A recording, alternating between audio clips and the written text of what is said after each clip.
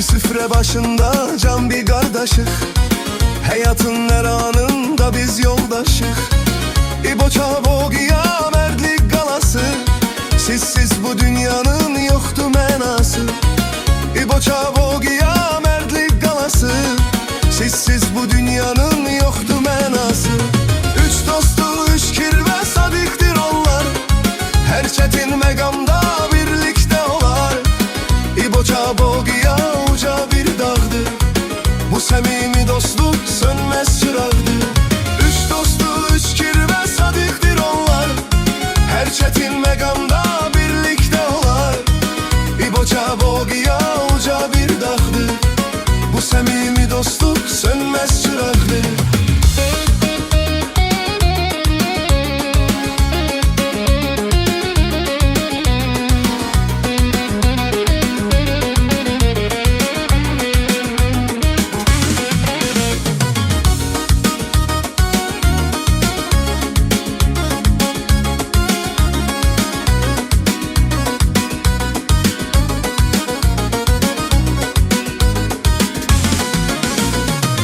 Sözümüz birdir bizim ehdimiz Polat, dostla geçen ömür şirindir hemşah.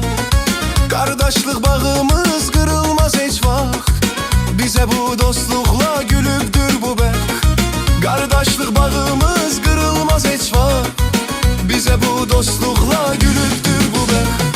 Üç dostu üç kirve sadiktir onlar, her çetin megamda birlikte olar. İbo Çabogiya uca bir dağdır, bu samimi dostluk sönmez çırağdır. Üç dostu üç kirve sadiktir onlar, her çetin megamda birlikte olar. İbo Çabogiya uca bir dağdır, bu samimi dostluk sönmez çırağdır.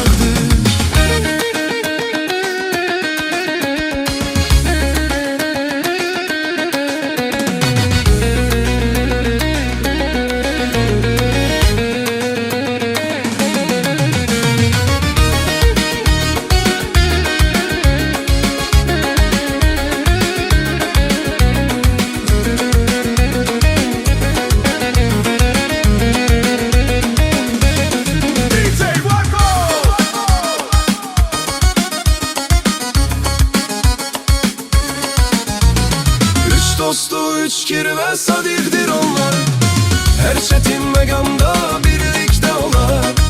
İbo Çabogiya uca bir dağdır, bu samimi dostluk sönmez çırağdır.